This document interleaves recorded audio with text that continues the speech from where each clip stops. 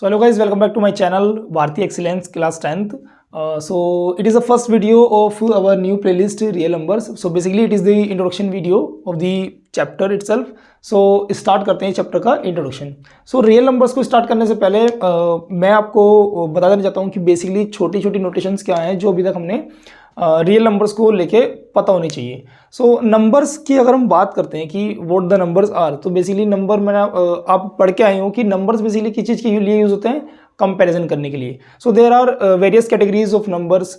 सो आप पढ़ के भी आए हैं कि नेचुरल नंबर्स क्या होते हैं और नेचुरल नंबर्स क्या होते हैं, इंटीजर्स क्या होते हैं, पॉजिटिव इंटीजर्स क्या होते हैं, होल नंबर्स क्या होते हैं, रैशनल नंबर्स क्या होते हैं, इरेशनल क्या होते हैं, सब आपको पता है. एक बार मैं आपको उनकी नोटेशन बता देता हूँ. और जो हमारे चैप्टर का मेन मोटिव है यूक्लिड डिवीजन लेमा को पढ़ना, फिर उसको हम स्टार्ट करते हैं. तो सबसे पहले हम बात करते हैं जो हमारे पास बचपन में स्टार्ट होता है बिल्कुल बेसिक लेवल पे, वो होते हैं नेचुरल नंबर. तो नेचुरल नंबर क्या होते हैं?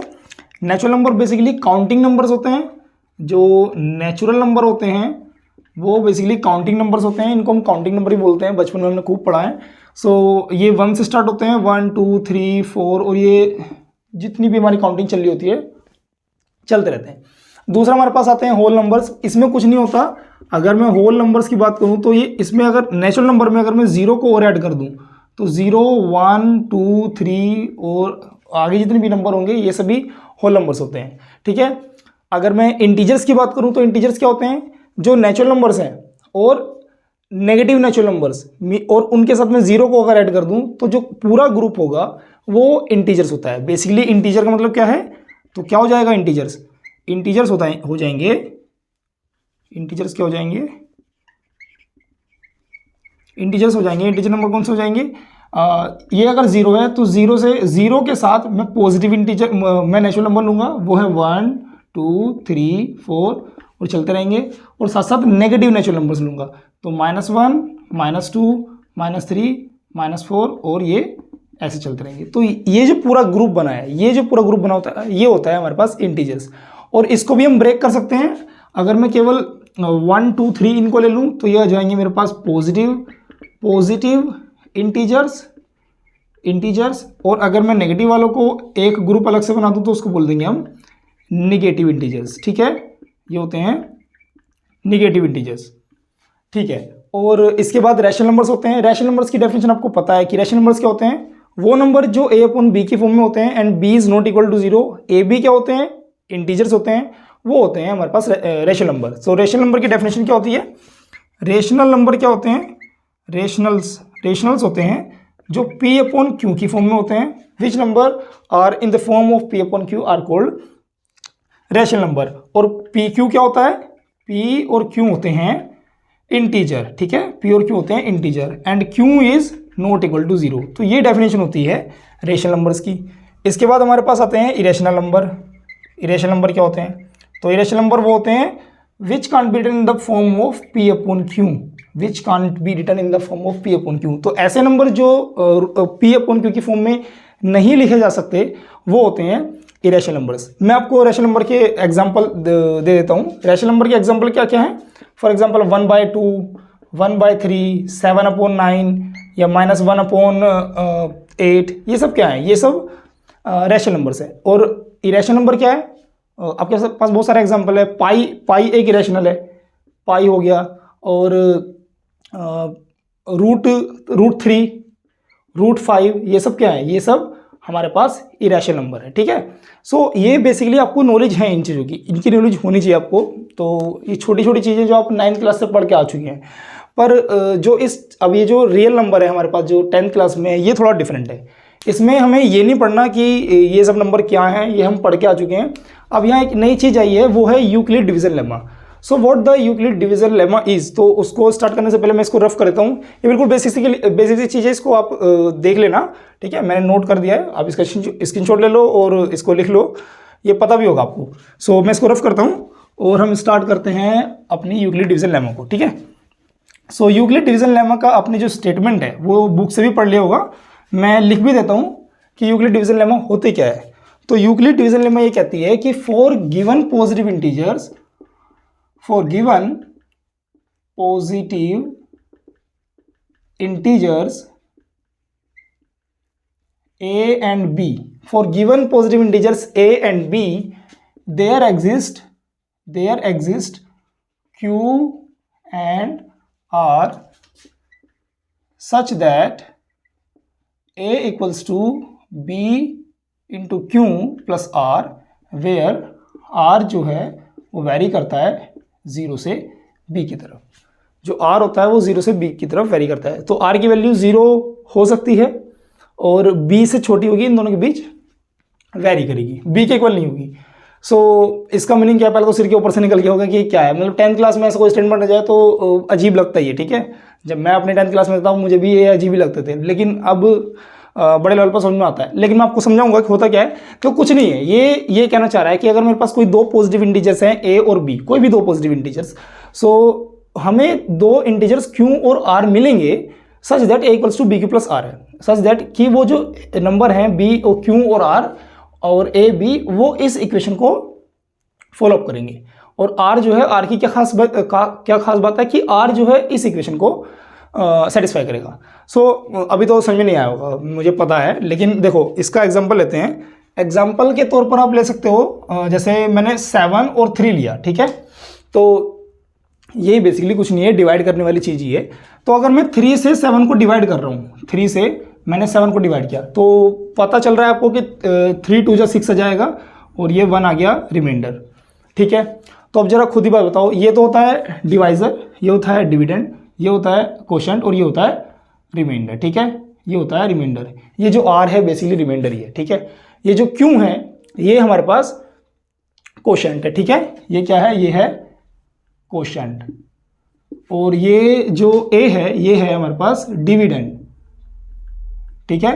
और ये जो A है, ये जो B है ये क्या है, ये है डिवाइजर,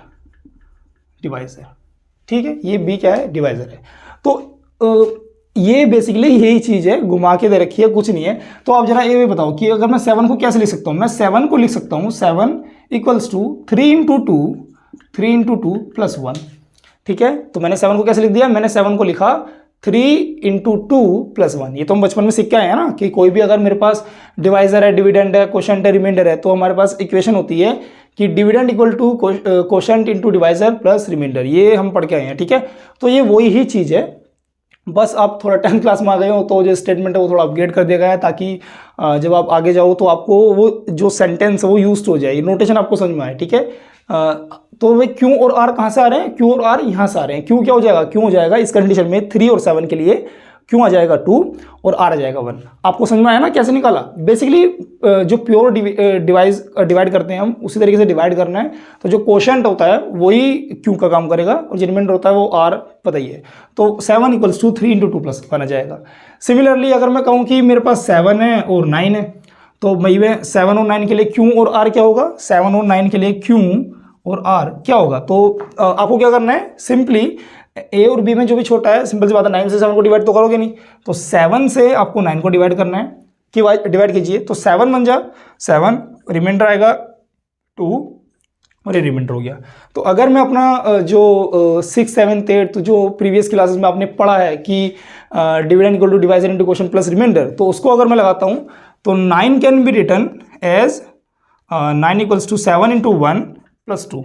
तो देखो A क्या था, A आपका 7 था, B आपका 9 था, तो रिमाइंडर क्या हो जाएगा, रिमाइंडर आ जाएगा 2 और कोशेंट आ जाएगा 1। सो आपको Q की वैल्यू मिल गई और R की वैल्यू भी मिल गई है। बात याद रखें कि जो R की वैल्यू है हमेशा B से छोटी होगी, मतलब जिस चीज़ से हम डिवाइड कर रहे हैं उससे छोटी ही होगी। इसका रीज़न सिंपल सा है, हाँ देखो जरा, आप जैसे आपने यहाँ डिवाइड किया ना, 3 से डिवाइड किया तो रिमाइंडर 1 ही आ रहा है, क्योंकि अगर वो B से ऊपर हो जाएगा तो हम उसको दोबारा डिवाइड कर पाएंगे, ठीक है। तो नॉर्मल सी चीज़ है, इसको ज़्यादा वो नहीं करना चाहिए, नॉर्मल सी चीज़ है।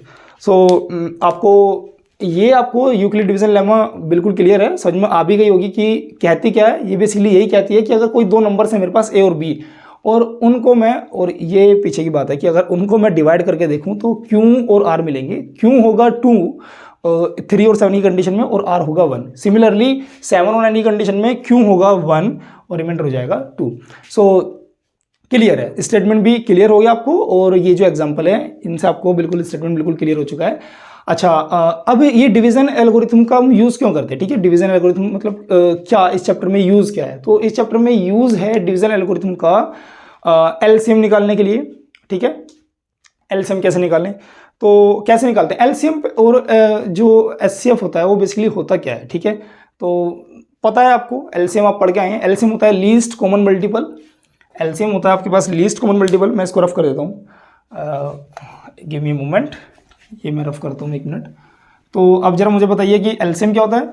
तो एलसीएम आपको पता है कि जो एलसीएम है वो होता है least common multiple, least common multiple, और जो एचसीएफ होता है वो होता है हाईएस्ट कॉमन डिवाइजर। ठीक है, हाईएस्ट कॉमन डिवाइजर। सो एलसीएम होता है लीस्ट कॉमन मल्टीपल और एचसीएफ जो होता है वो हाईएस्ट कॉमन डिवाइजर होता है। नाम से पता चल रहा होगा कि जो लीस्ट कॉमन मल्टीपल है कि अगर मैं कुछ नंबर्स का एलसीएम निकालना चाह रहा हूं तो उन सब में जो लीस्ट हैं, जो कॉमन नंबर्स हैं, मतलब उनके अगर मैं फैक्टर करूं नंबर्स के, तो उनके अंदर जो लीस्ट कॉमन होगा, लीस्ट कॉमन जो प्राइम नंबर्स होंगे उनको अगर मैं ले लूं और उनकी मल्टीप्लाई कर दूं तो वो बेसिकली एलसीएम होगा। और एचसीएफ क्या होता है कि जो हाईएस्ट कॉमन मल्टीपल होता है हाईएस्ट कॉमन डिवाइजर, सॉरी, तो जो उसमें कॉमन होता है उसको निकाल लेते हैं। मतलब आप जानते हो, मतलब निकालना बहुत आसान है। ठीक है, सो एचसीएफ का एक और नाम होता है जीसीडी भी होता है। ठीक है, जीसीडी भी होता है एचसीएफ का, ग्रेटेस्ट कॉमन डिवाइजर।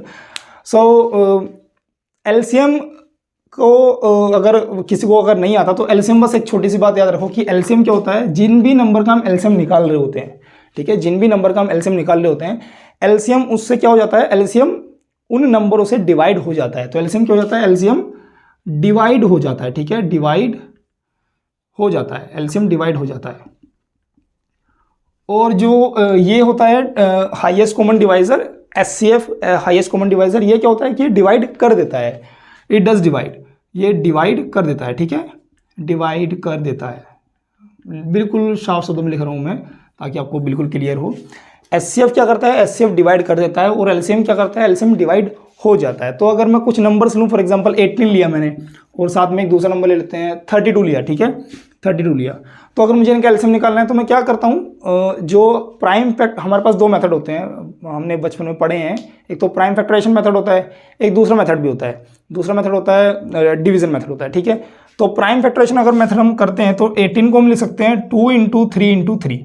ठीक है, और 32 को मैं क्या लिख सकता हूँ, 2 × 2 × 2 × 2। ठीक है, 2 × 2 × 2 × 2, सही लिखा गया मैं, 2 × 4, 2 × 8, 2 × 16 और सॉरी 2 भी आएगा। ठीक है, ठीक है। तो अब इनमें अगर मैं देखूं कि भाई इनका एचसीएफ क्या है, तो भैया एचसीएफ के लिए या जीसीडी के लिए मुझे क्या करना पड़ेगा, इनमें जो कॉमन डिवाइजर है, जो कॉमन मल्टीपल है, कॉमन मल्टीपल क्या है, अगर आप पेयर बनाने की कोशिश करेंगे तो भैया कॉमन मल्टीपल मिलेंगे आपको 2 का केवल एक पेयर बनना है, तो जी एचसीएफ आ जाएगा 2। तो इन दोनों का एचसीएफ आया है 2। सिमिलरली अगर मैं एचसीएफ एलसीएम निकालने की बात करूं तो एलसीएम क्या हो जाएगा, एलसीएम कॉमन के साथ साथ जो रिमेनिंग है वो भी आ जाएंगे। तो कॉमन क्या है, कॉमन तो केवल 2 है और बाकी सब आ जाएंगे रिमेनिंग। बाकी सब रिमेनिंग में क्या क्या है, 3, 2 × 2 × 2 × 2 × 2, 2 × 2 × 2 × 2। अब मल्टीप्लाई करके देख लेते हैं, 2 × 4 × 8 × 16, 16 × 32 और 32 × 9 मल्टीप्लाई कर लेते हैं, 9 × 18 और कैरी जाएगा 1, 9 × 3 27, 28, 288 आया। सो एलसीएम आया 288। So it is very large. So LCM आया, एलसीएम कितना आया, एलसीएम आया 288। ठीक है, अब जरा बात समझने की कोशिश करना। मैंने एग्जांपल लिया 18 और 32 का, जो 18 और 32 हैं इनका एलसीएम आया 288 और जो एचसीएफ आया 2। मैंने आपको बताया था कि जो एचसीएफ होता है वो नंबर्स को डिवाइड कर देता है जिन भी नंबर को हम ले रहे होते हैं। तो नंबर हमने 18 और 32 लिया, तो अगर मैं एचसीएफ 2 ले रहा हूँ, एचसीएफ मतलब 2 आया, अब 2 से इसको डिवाइड करके देखो कि क्या जो नंबर हैं वो डिवाइड हो रहे हैं। तो देखो 2 से 18 भी डिवाइड हो रहा है, 9 आएगा, 2 से 32 भी डिवाइड हो रहा है, 16 आएगा। तो दोनों ही कंडीशन में, मतलब दोनों ही नंबर्स के लिए जो एचसीएफ है वो डिवाइड कर रहा है। तो हमारी जो ये अजम्पशन थी, ये जो मैंने आपको बताया था वो ट्रू हो रही है, तो मतलब कि एचसीएफ सही है। सिमिलरली अगर हम एलसीएम को देखेंगे तो 288 है। आप श्योर इसको डिवाइड करके देखिए, 18 और 32 से डिवाइड हो रहा है क्लियरली, ठीक है। बिल्कुल ठीक है। तो क्या बताना चाहता मैं ये बताना चाहता कि जो एलसीएम है वो डिवाइड हो जाता है, ये डिवाइड हो गया है इस कंडीशन में, और जो एचसीएफ है वो डिवाइड कर देता है, वो HCF2 आया था वो डिवाइड कर रहा है, ठीक है, नंबर्स को। ये आपको पता है। लेकिन यहाँ हम वो बच्चों वाला मेथड नहीं लगाएंगे कि हमने ये निकाला, प्राइम फैक्टराइजेशन मेथड किया, और या फिर लॉन्ग डिवीजन मेथड लगाया और एलसीएम और एचसीएफ निकाल दिया। तो ये वो पॉसिबल नहीं है, यहाँ वो ऐसी कंडीशन नहीं है। अब हम यहाँ क्या करेंगे, यहाँ हम यूक्लिड डिवीजन मेथड को लगाएंगे, ठीक है। अब यूक्लिड डिवीजन मेथड को कैसे लगाना है, या यूक्लिड डिवीजन लेमो को कैसे लगाना है, तो देखो उसका यूज़ करने के लिए अभी जैसे मैंने ए और बी की वैल्यू निकाली ना, तो उसी तरीके से मतलब क्यू और आर की वैल्यू निकाली ना, उसी तरीके से बस सोल्व करना है। अगर आपके पास कोई 2 नंबर है तो 2 नंबर के लिए तो बहुत ईजिली हो जाएगा। तो देखते हैं, देखो कैसे होगा। तो अगर मैं एलसीएम निकालना चाहता हूँ, ठीक है, या एचसीएफ निकालना चाहता हूँ, तो उसका क्या प्रोसेस है। तो अगर मैंने नंबर लिए 18 और 32, ठीक है, अगर मैंने नंबर लिया 18 और 32, या 18 और 32 को अभी रहने देते हैं, हम नंबर छोटा से लेते हैं एग्जांपल के तौर पे। मैं ले लेता हूँ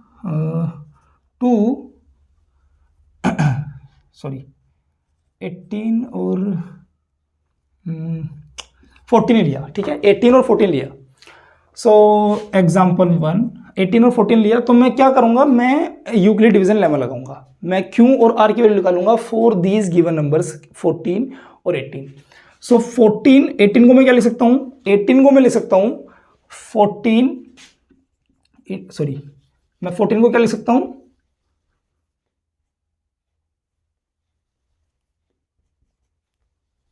18 को मैं लिख सकता हूं 14 इंटू 1 प्लस 4, एग्री, ठीक है, कोई दिक्कत तो नहीं है। 14 इंटू 1 प्लस 4 लिख सकता हूं मैं। 14 इंटू 1 प्लस 4 लिख सकता हूं मैं, क्योंकि 14 इंटू 2 नहीं कर सकता। जैसे मैं 14 इंटू 2 करूंगा तो फिर गड़बड़ हो जाएगी, वो 28 हो जाएगा, लेकिन मुझे तो 18 के दायरे में रहना है। 18 के दायरे में कैसे लिया जा सकता है, जब मैं 14 को 1 टाइम्स करता हूँ, या सिंपली आप 14 से जो है ना, आप 18 को डिवाइड कीजिए, 14 बन जाए 14 और आ जाएगा 4 रिमाइंडर, ठीक है, 4 रिमाइंडर आ गया। तो बिल्कुल उसी तरीके से मैंने वही लगाया है कि 14 इंटू 1 प्लस 4 इक्वल्स टू 18, वही मैंने यूज़ किया है। आप उसको रफ में करके देख सकते हैं, ठीक है। तो मैंने ये कर दिया, ठीक है। अब मैं कहना क्या चाहता हूँ, मैं ये कहना चाह रहा हूँ कि जब तक आपका रिमाइंडर 0 नहीं आ जाता तब तक आपको ये मेथड लगाते रहना है, ठीक है। डिवीज़न जो लेमा है वो आपको लगाते रहना है, ठीक है। पहला केस हो गया कि जब 18 को मैंने 14 से डिवाइड किया तो रिमाइंडर कितना आया, 4 आया। अब ये जो 4 है, अब इस 4 से क्या करना है, अब इस 4 से मुझे, अब इस 14 को, अब मुझे इस 14 को लेना है, ठीक है। इस 14 को मैंने लिया, ठीक है, इस 14 को मैंने लिया। अब 14 को मैं 4 से डिवाइड कराऊंगा, तो 4 1 जा 4, 4 2 जा 8, 4 3 जा 12 और 4 4 जा 16। तो 4 4 जा में नहीं जाएगा, 4 3 जा में जाएगा, तो 4 इंटू 3 12 हो जाएगा, ये 12 प्लस 2, तो ये आ गया 2। तो अब मैंने पिक कैसे किया, तो आपको पिक करना है नंबर्स को। नंबर क्या थे, जो आपका रिमाइंडर आया है और जो अभी हमने जिससे डिवाइड किया था।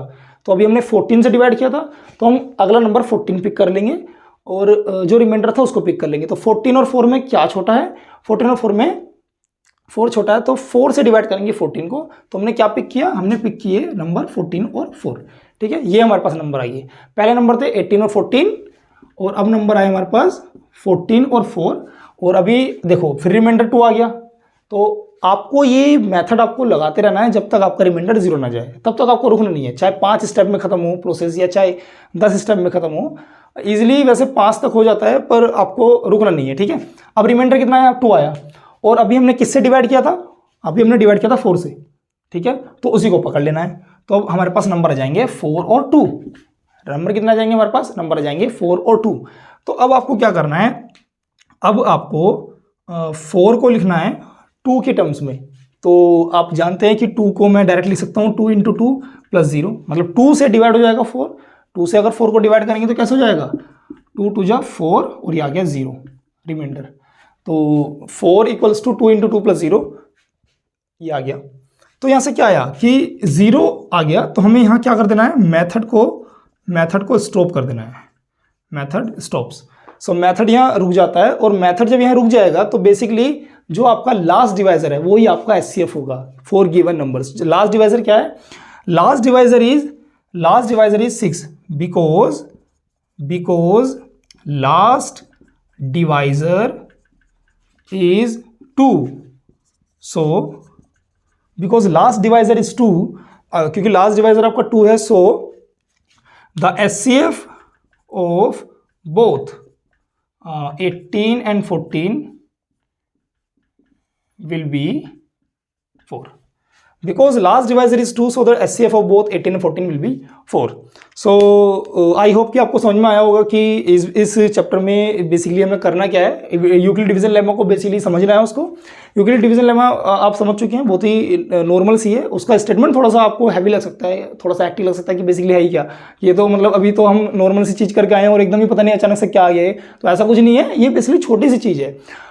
मैंने आपको समझाया कि ये जो हम डिवीजन करते हैं ना, वही चीज़ है, बचपन में पढ़ा है उसको, बस थोड़ा सा मैनिपुलेट किया है उसने, और कुछ नहीं। लेकिन मैं आपको बता दूं, आगे जो है ना मैथ सारा ऐसे ही होने वाला है। जैसे आप 12th से जंप करोगे और किसी ऐसे फील्ड में जाओगे जहां मैथ है, फॉर एग्जांपल आप ग्रेजुएशन करते हो मैथ्स में, तो भाई ये चीज़ आपको आने वाली है, तो इन चीज़ से टैकल करने की कोशिश करें। अभी घबराना नहीं है, बस उसका एक एग्जाम्पल ले लो ताकि आप समझ जाओ, ठीक है।